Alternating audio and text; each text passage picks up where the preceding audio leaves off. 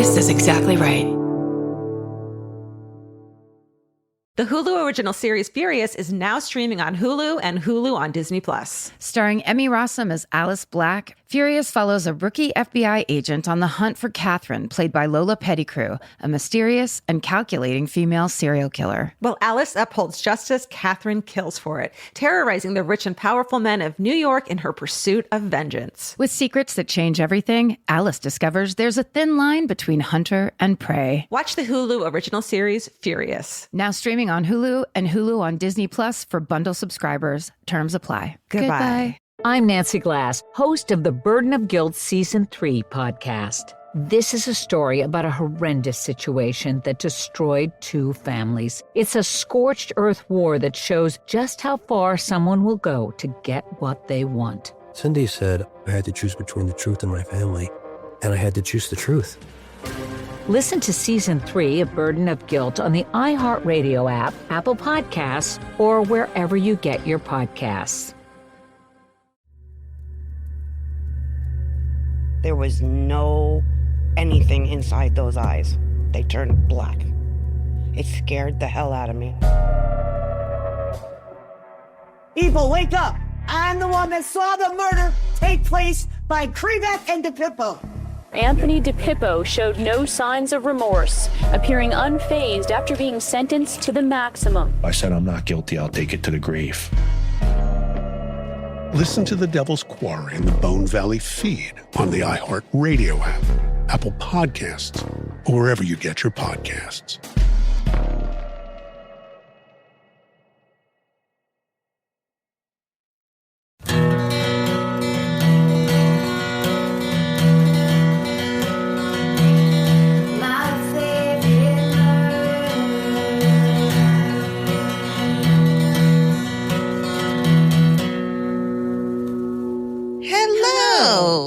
And welcome To My Favorite Murder, the Minisode. That's being recorded for the fan cult, if you feel like looking at us right now. If you're visually oriented in terms of storytelling, you might want to sign up for the fan cult because you can see how this actually went down. Right. It's like TV. It's like podcasting, but TV.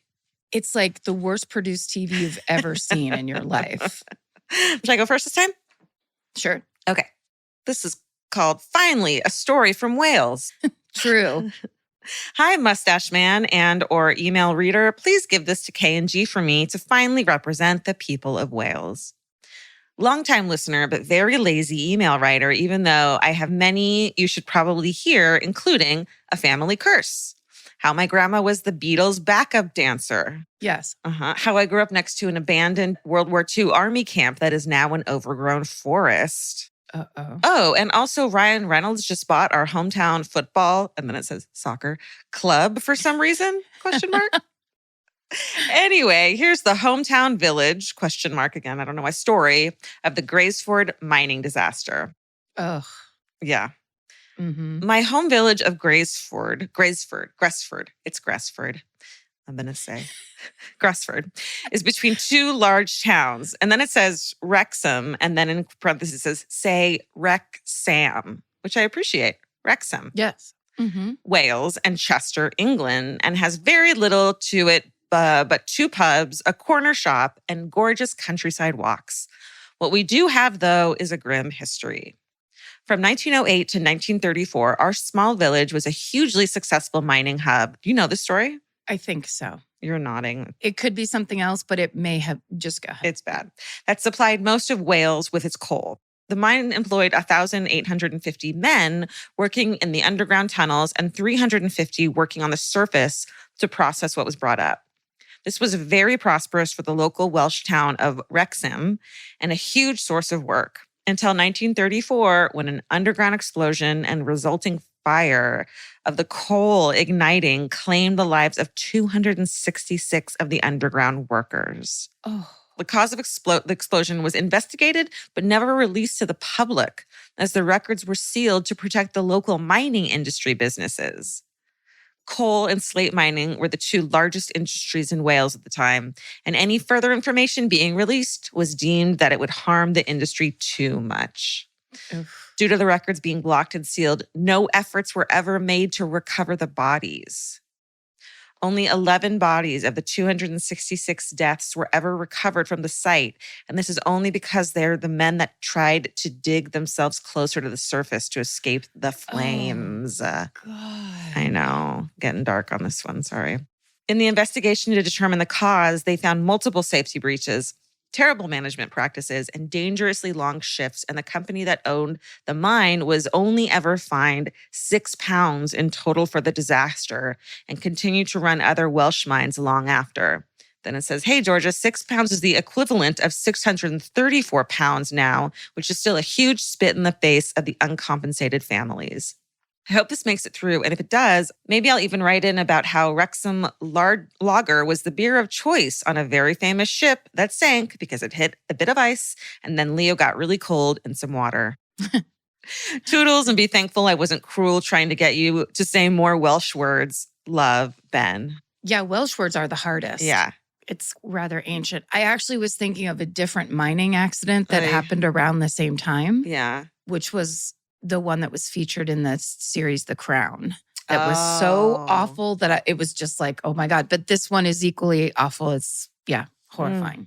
And also, so it's like a small village. And this is, again, I constantly referencing that TV show Godless that was so amazing. But same thing in that, where there's a mining accident and all of the men of the town are killed. That's right. That's right. They all must live there. Yeah. Yeah. So then it's like this town that suddenly has 250 less men, and it's not London. You know what I mean? Like, yeah, that's like a big fucking amount there. Horrible. I'm writing down Godless because I keep forgetting to. Merritt Weaver, our girl. Oh, so good. She's the Clint Eastwood of that show. Okay. My first email, the subject line is Bank Worker Crazy Happenings. Hello, everyone. I'm answering your call for bank teller stories. I went to school for broadcasting, so that means all of my adult life, I've had 2 jobs, and a couple of times that means I was a bank teller. Side note, back in the day, it was the best job to have as a single woman. I'd get asked out daily and knew how successful they were and if I wanted to say yes. Oh my God, that's kind of brilliant. Also be like, what does he spend his money on? Let's see. Oh, I mean, illegal as fuck, but brilliant. Well, but also kind of just like you must, as a person who's the customer of the bank, you must have known you were pretty exposed. Right. Oh, the next sentence is, yes, I know shallow, but I was in my early 20s. That's all. Now on to the craziness. Fair enough. I love that. Yeah, don't apologize for it. Just say that's all. That's all. Yep, that's all. When I worked in a small town bank, a local lawyer brought in a hand-drawn check on a lined piece of paper and wanted to cash it. I very much thought that was a joke, but the bank manager cashed it because that was how the inmate was paying his lawyer. And apparently he did have the funds to cover it. So who'd have thought?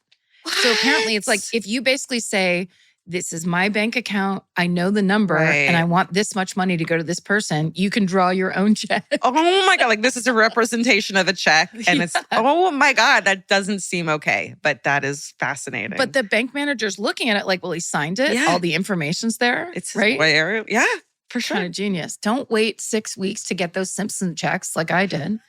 Okay. When I moved to the Metro Detroit area, I got a job at a bank and I didn't realize the sketchy neighborhood that it was in.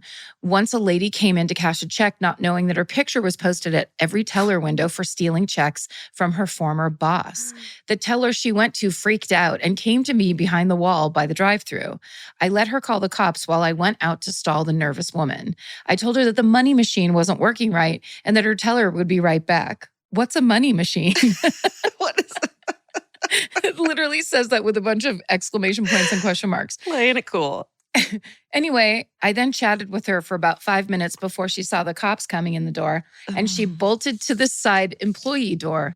I just pointed, and the cops took her out into the parking lot.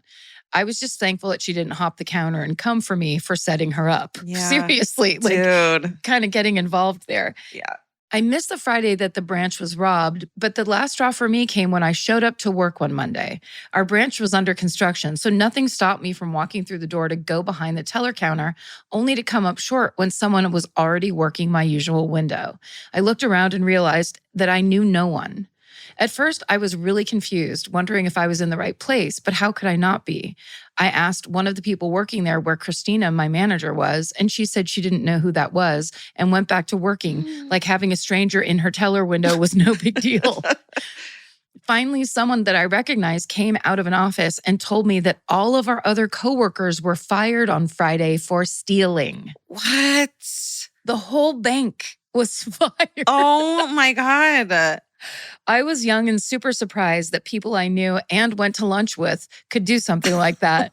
I had someone count out my drawer with me so that they couldn't pin any theft on me, and I left before I was wrangled into any other craziness. Stay sexy and don't take what isn't yours, Heather. Stealing from a bank, I mean, seems like such a place of work that you steal from, the worst place to steal from. The absolute, a place that professionally tracks money Right. isn't going to somehow look aside askance at your Right. $2,500 you're taking home. Like, what are you doing? Oh my God. Whew. Woo. That was exciting. That was a great one, Heather. I'm Nancy Glass, host of the Burden of Guilt Season 3 podcast. This is a story about a horrendous situation that destroyed 2 families. It started more than 7 years ago when Cindy and Kenny were 2 40-somethings who had just gotten engaged. Days later, they walked into a scorched earth war they never saw coming. Turn around and place your hands behind your back. The cops came into my house and threw me in jail. And to Cindy's surprise, her fiancé Kenny was charged with abusing one of her children. I never once doubted Kenny, and I always doubted the accusation. On Season 3 of Burden of Guilt, you'll hear a story about the lengths someone will go to in order to get what they want. This case has got to be one of the most despicable. Listen to Season 3 of Burden of Guilt on the iHeartRadio app, Apple Podcasts, or wherever you get your podcasts. Joy is essential, and it's also elusive. But now, there's a new and exciting way to start your journey toward a more joyful existence. Joy 101. If you're craving inspiration, support, and useful tools to maximize your joy, tune into these candid, uplifting, and moving on-air chats. Listen to Joy 101 with Hoda Kotb starting June 10th on the iHeartRadio app, Apple Podcasts, or wherever you get your podcasts. There was no anything inside those eyes. They turned black. It scared the hell out of me. People, wake up! I'm the one that saw the murder take place by Krivek and DePippo. Anthony DePippo showed no signs of remorse, appearing unfazed after being sentenced to the maximum. I said I'm not guilty. I'll take it to the grave. Listen to The Devil's Quarry in the Bone Valley feed on the iHeart Radio app, Apple Podcasts, or wherever you get your podcasts.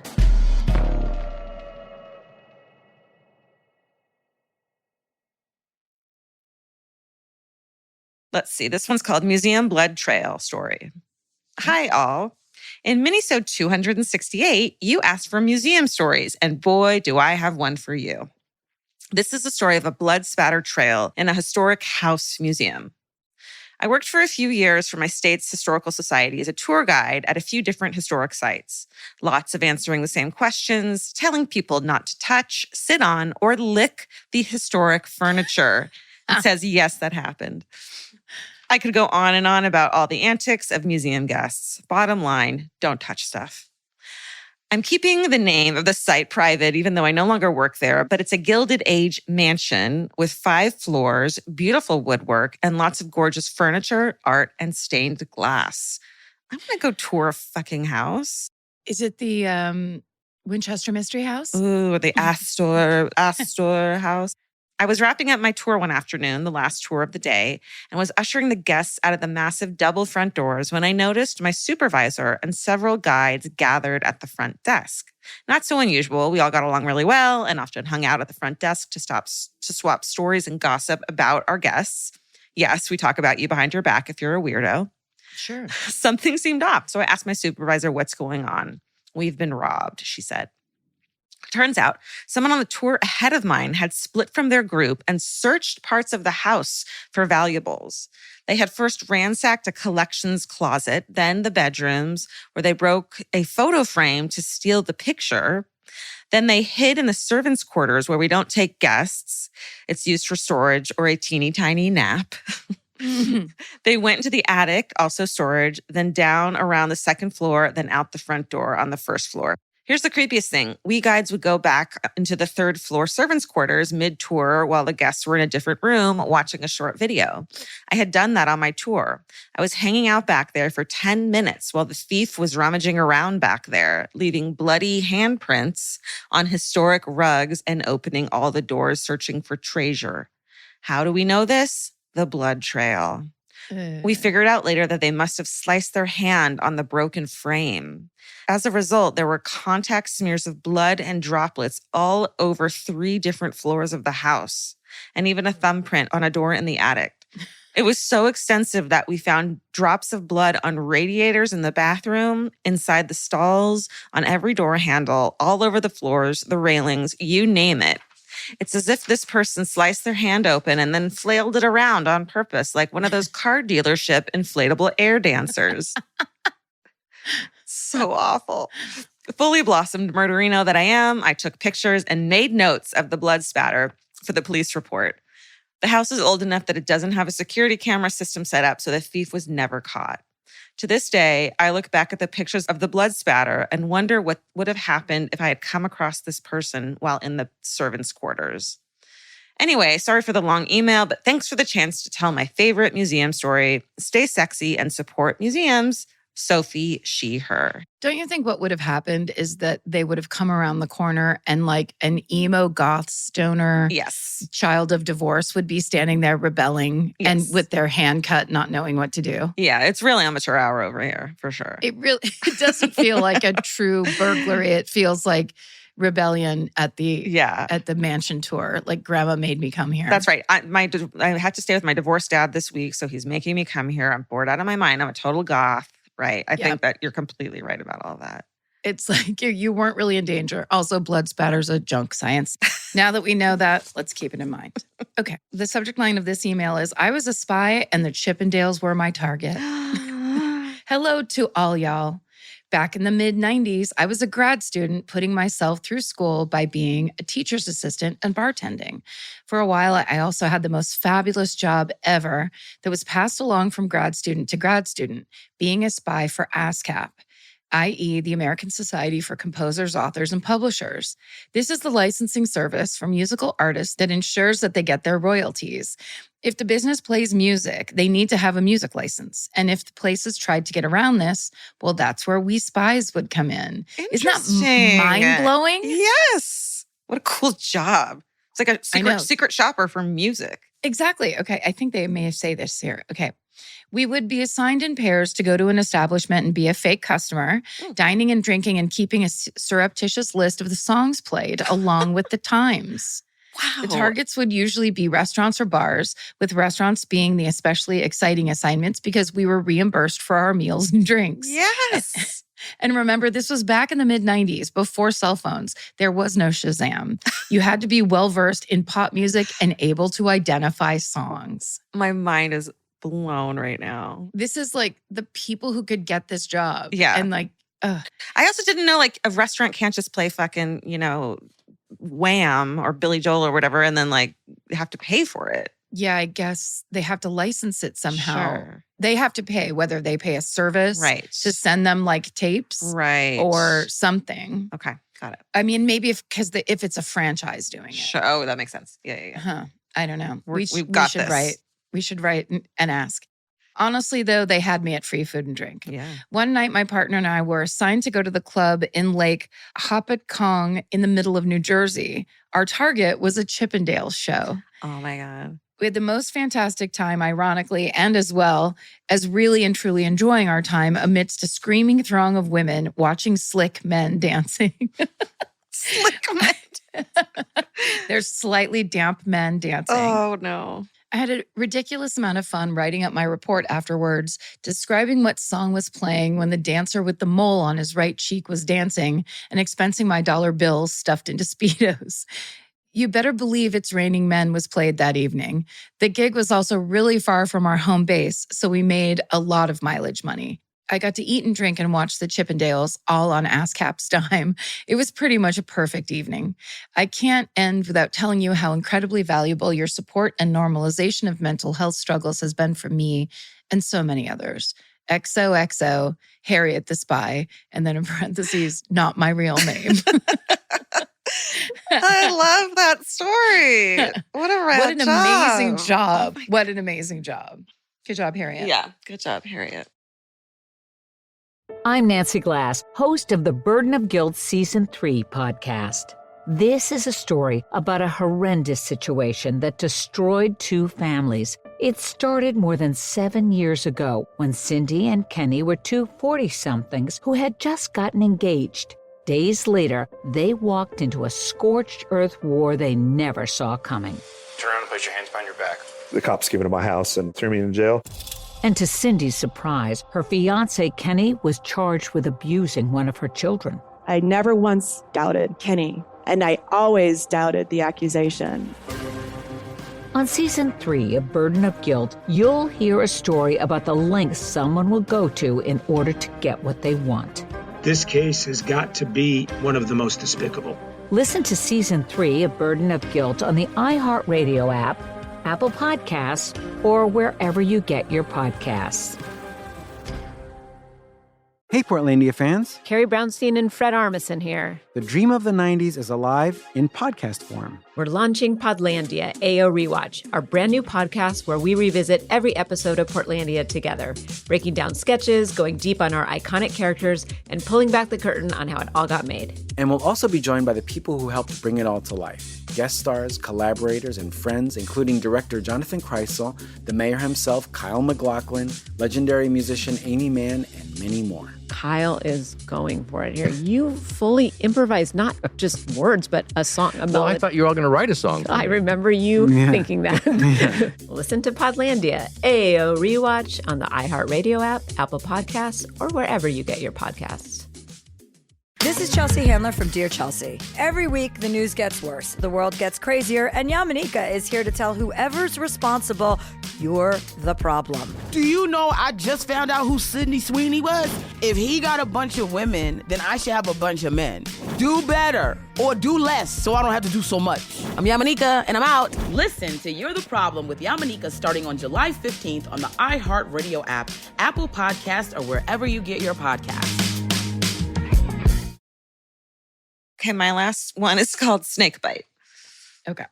Hi, all. I have an unrequested snakebite story. In 1998, my ex-husband and I moved to Southern California for his job. After I unpacked the house, we took a weekend getaway with our dogs, a husky named Jake. It was spring, the weather was nice, so we went to Joshua Tree National Park. Being from the Northeast, we didn't think about snakes coming out to sun themselves in the warm spring air. We wore shorts and sandals and took our dogs off the leash. Then all caps, it says, morons. I was squatting down to pee in a small ravine when I heard a rattling. Since I was younger, I was able to stop urinating midstream. Wow. And immediately stood up to see where the rattling was coming from. That is just an added brag. Such a detail that is so funny. Like, as you get older, like, you're not going to be able to do that anymore. Okay, my husky was nose to nose with a rattlesnake. I screamed for my ex-husband to go check on our dog, but I made it over there before he did. When I got to the dog, I saw 2 bloody fang marks on his nose. Not knowing where I got this idea, probably the movies, I started sucking poison out of his nose and spitting it out. It was bitter. It's poison. I did this several times. We got in the car. We drove very fast to an emergency vet clinic. Jake was in respiratory distress. His head was swelling. He was dying in my arms. We finally made it to the vet, and I explained that I had sucked the poison out of his nose to the doctor. She became alarmed and asked me how I was feeling. She asked me what color the snake was. I said tan. She kept asking me every few minutes if I was okay. And again, are you sure the snake was tan, not green? I said I felt fine and I was positive it was tan. She told me if the snake would have been green, a very poisonous rattler, I would have been dead. Yeah, because you're sucking poison into your mouth. Yes, it's poison. Right. Either way, snake poison, venom, as some people like to call it. The vet gave Jake anti-venom. Back then at $250 per vial, it was an overall expensive vet visit.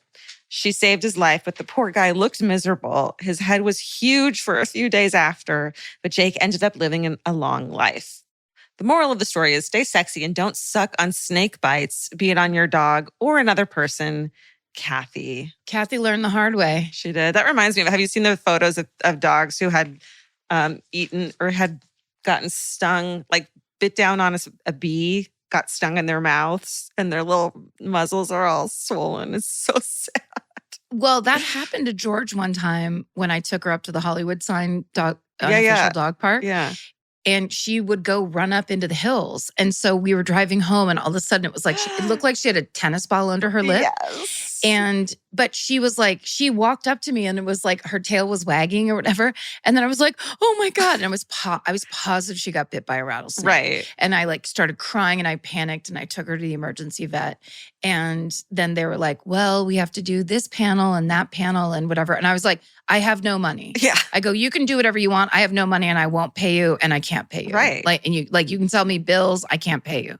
And I go, so please just save my dog's life and remember that I have no money at all. Yeah. None. And I just wouldn't stop saying it. And they finally gave her the equivalent of like a Benadryl. Yeah. Right? Or is it Benadryl? Yeah. Yeah. Yeah. For allergies. And it went away because it was not a snake bite. It was a bee sting. Oh my God. And my sister's like, yeah, you could have saved yourself $300 and just given her a Benadryl yourself. Right. It's so scary though. It's so scary. Yeah. They can't tell you what's wrong. Yeah.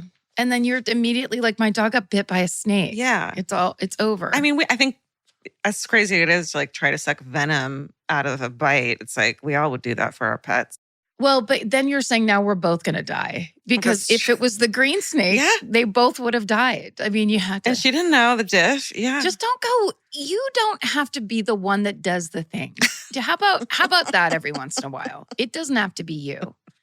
Let the emergency vet techs do that if that was what was supposed to happen. Right. All right. Just looking out. Okay. Subject line of this email is my trash dad, which everybody in fan cults, chronologically for me in Georgia, it's Father's Day. Oh yeah. Literally today is Father's Day that we're recording this. It's not going to air Father's Day probably, and chances are you won't watch it on Father's Day, but this is kind of fun for us. I like it. And it starts, hey bitches, considering you gals don't even remember what you've asked for anymore, I thought I'd try and slide this random one in. I mean, yes, definitely. Yeah. A good way to slide things in is just to start real sassy. Yeah. My dad passed when I was 11, and being the eldest of 3, I have the most memories of him. This makes me the designated storyteller whenever someone younger than me, especially my siblings, want to feel closer to him. Now, while this man was wonderful and an extraordinary dad, he was a straight-up larrikin, which I don't know what that means, and would take any opportunity to stir shit. Like the time my mom called him while she was out shopping and asked him to take down the washing off the line and hang another load out. This man got up, went outside, hosed down the washing line and half the backyard and fences. When she got home, he said it rained. Oh my God. Like brilliant. But I don't want to admit that. Brilliant sidestep of a chore. Yep. And actually you're making about 3 other chores. Right. It honestly blows my mind the effort he put into being lazy. When it would have been easier to just do what she asked. Not to mention the fact that it was the middle of a 104 degrees our time, Australian summer day. And then in all caps, he got away with it. I wasn't saying shit because I got bribed with chocolate. That's right. Or the time he got home from work and found a dead red-bellied black snake in the gutter out in the front. Speaking of snakes. Yeah. My brother and I were having a cold bath in our swimmers. And then in parentheses, it says poor person's pool. A cold bath in your swimmers. I love it. Are you hot? You want to go swimming? Go up to the bath. Yeah. A cold one. He came in and pretended like the snake was alive and he was wrestling it. Ew. Ew. Dad. Because it was trying to get in the bath with us. So he's fighting to keep the snake out. Right. No. Oh my God. I love it. I later found out from my mom that he wanted to come in and just chuck it in the bath with us, but she talked him down a level because they couldn't afford the therapy that would come after those actions. Or the time we drove past the circus and I asked if we could go, and he said no, because that's the Mardi Gras, and he would tell me about it when I got older. 2 days later, I was in the car with my friend and her dad going past the same circus. She had the same idea as me and asked her dad if we could go. I then piped up saying, that's the Mardi Gras, not the circus, and kids can't go there. I didn't understand why her dad laughed the entire drive home and got out of the car to shake my dad's hand at drop off. I know this is long, but I have so many of these stories, it was hard to narrow down. He's been gone 22 years now, and I can't remember his voice. Oh, shit. She got me. Mm-hmm. God damn it. God damn it, Kim. I did not see that line when I skimmed this the first time. Oh, no. But these funny / traumatizing memories will stay with me forever. If this gets read out, I just want to say thanks for helping me immortalize some of these stories for long after I'm gone, because we all know the internet is forever. Yes, I love it. Keep on being bad bitches, stay sexy, and just take the kids to the damn circus. Kim. A little trash dad email for Father's Day. That's right. I love it. So good. My God, so good. I think that's it. Write us your trash dad stories, guys, please. Or trash mom, trash parent, whatever you got. Trash whatever. Yeah. No breaking the law. You can go right up till the edge. Right. But, Yes. Why do you have to go to therapy is essentially what we're asking. Yes, exactly. What is the first story you tell when you hit that big cushy chair? Well, stay sexy. And don't get murdered. Goodbye. Yeah. Elvis, do you want a cookie?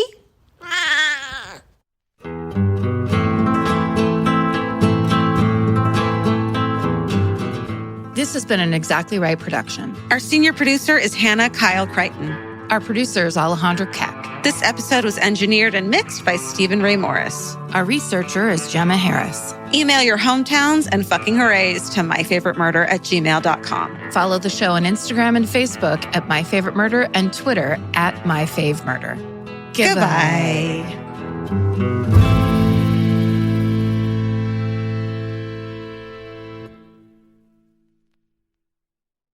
I'm Nancy Glass, host of the Burden of Guilt Season 3 podcast. This is a story about a horrendous situation that destroyed 2 families. It's a scorched earth war that shows just how far someone will go to get what they want. Cindy said I had to choose between the truth and my family, and I had to choose the truth. Listen to Season 3 of Burden of Guilt on the iHeartRadio app, Apple Podcasts, or wherever you get your podcasts. This is Chelsea Handler from Dear Chelsea. Every week, the news gets worse, the world gets crazier, and Yamanika is here to tell whoever's responsible, you're the problem. Do you know I just found out who Sydney Sweeney was? If he got a bunch of women, then I should have a bunch of men. Do better or do less so I don't have to do so much. I'm Yamanika, and I'm out. Listen to You're the Problem with Yamanika starting on July 15th on the iHeartRadio app, Apple Podcasts, or wherever you get your podcasts. I'm Stephanie Young. The hit podcast Love Trapped is back with new updates in the case of Laura Owens. This is CR 2025, State versus Laura Owens. I think she really believes that she still has an out. I'm quite confident that they're up to something. We're following the case live as the criminal charges finally come to a conclusion. Trust us when we tell you, as the victims of Laura Owens, she will not stop. Listen to Love Trapped on the iHeartRadio app, Apple Podcasts, or wherever you get your podcasts.